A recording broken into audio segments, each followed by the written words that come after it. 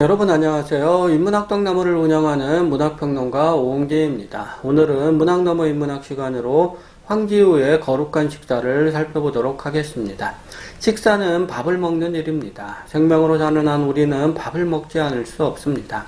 시인의 말대로 우리는 날마다 거룩한 식사를 하는 것이지요. 거룩한이라는 말과 식사라는 말이 참으로 잘 어울리지 않나요? 그 사이에는 물론 생명이라는 말이 들어가 있을 것입니다. 우리는 숨을 쉬지 않으면 살 수 없습니다.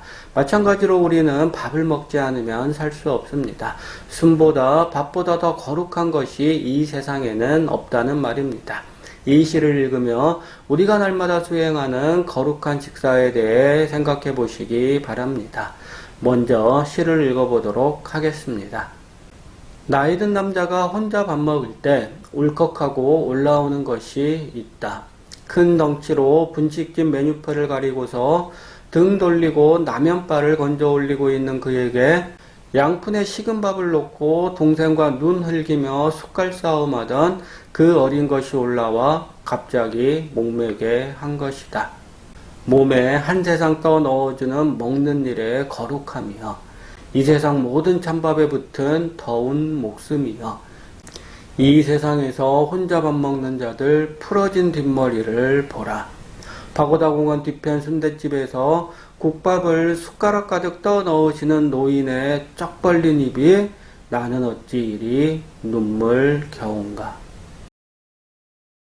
나이든 남자가 혼자 밥을 먹습니다. 큰 덩치로 분식집 메뉴표를 가리고서 그는 등을 돌린 채 라면바를 건져 올리고 있습니다.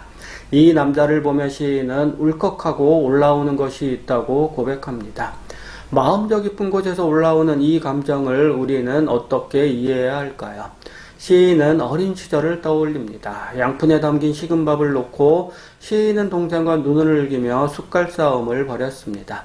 배고픈 시절의 기억입니다. 배고픈 일만큼 서러운 일이 있을까요? 먹는 건 목숨을 잇는 일과 다르지 않습니다. 먹지 못하면 누구나 죽습니다. 시인은 라면을 먹는 사내를 보며 가슴에 여전히 맺힌 그 어린 것을 느낍니다. 어린 것은 배가 고파 더 어린 동생과 싸움을 했습니다.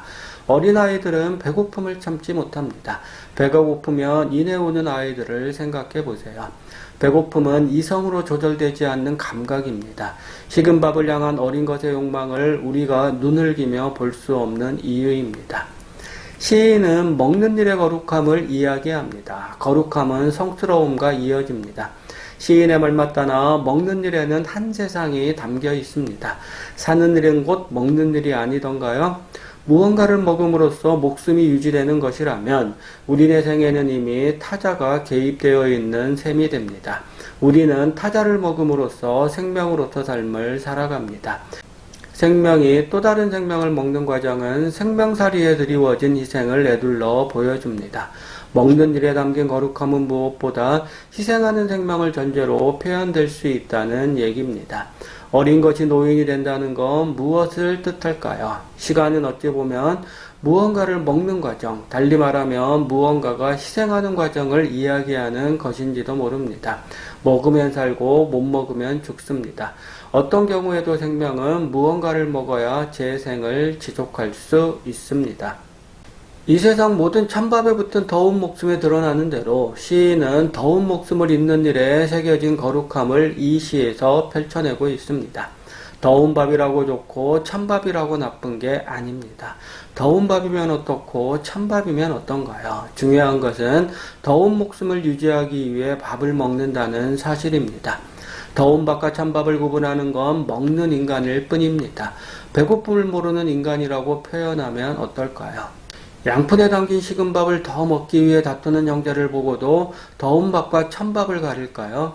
생명에게 먹는 일은 이토록 절실한 것입니다. 분식집에서 나이든 사내가 혼자 밥을 먹는 장면에서 시인은 이러한 절실함을 봅니다. 더운 목숨을 보존하기 위한 눈물겨운 몸짓을 봅니다.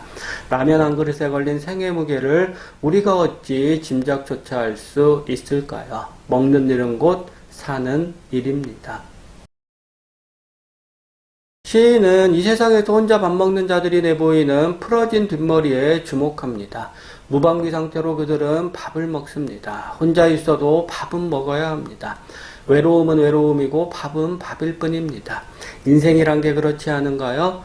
시인은 홀로 라면을 먹는 저 남자의 등에서 인생을 봅니다. 혼자 밥을 먹는 삶이 인생이 아니라면 무엇일까요? 파고다공원 뒤편 순댓집에서 국밥을 숟가락 가득 떠 넣으시는 노인의 쩍 벌린 입에서 시인이 눈물겨운 삶을 보는 까닭도 여기에 있습니다. 먹는 일에서 보면 어린 것과 노인이 다를 리 없습니다. 어린 것이라고 많이 먹고 노인이라고 적게 먹는 게 아니라는 말입니다. 어린 것은 어린 것대로 살기 위해 먹고 노인은 노인대로 살기 위해 먹습니다. 살기 위해서 먹는 일에 도대체 나이가 무슨 소용이 있단 말인가요? 어린 것이 먹는 그만큼 노인 또한 먹습니다. 이것이 인생입니다. 돌려 말하면 인생은 먹는 일에서 시작해 먹는 일로 끝납니다. 먹지 못하면 죽음에 이를 것이니 먹는 일만큼 거룩한 일이 생명에게는 없을성도 싶습니다. 거룩한 식사는 이 먹는 행위에 담긴 생명성을 표현하고 있습니다. 식사라는 말에는 이미 거룩함이 내재되어 있습니다. 먹는 일의 거룩함은 생명 자체가 지닌 거룩함을 의미합니다. 물론 그 속에는 누군가는 살고 누군가는 죽는 역설이 들어 있습니다. 더운 목숨을 잇기 위해 또 다른 더운 목숨을 우리는 먹습니다. 먹는 일에 새겨진 거룩함은 이러한 목숨들이 펼쳐내는 생에 기대고 있습니다. 어린 것, 나이 든 남자, 노인으로 이어지는 생명의 역사에 먹는 일을 놓음으로써 시인은 우리 생의 깊이 스민 생명의 거룩함을 이끌어내고 있는 셈입니다.